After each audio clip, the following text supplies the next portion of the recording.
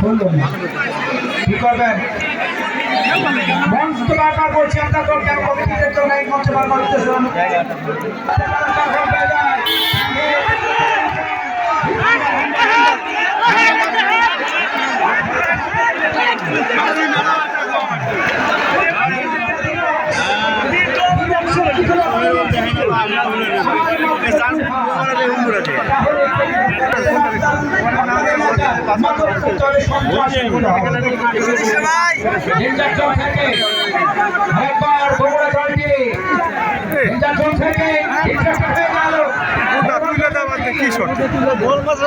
কি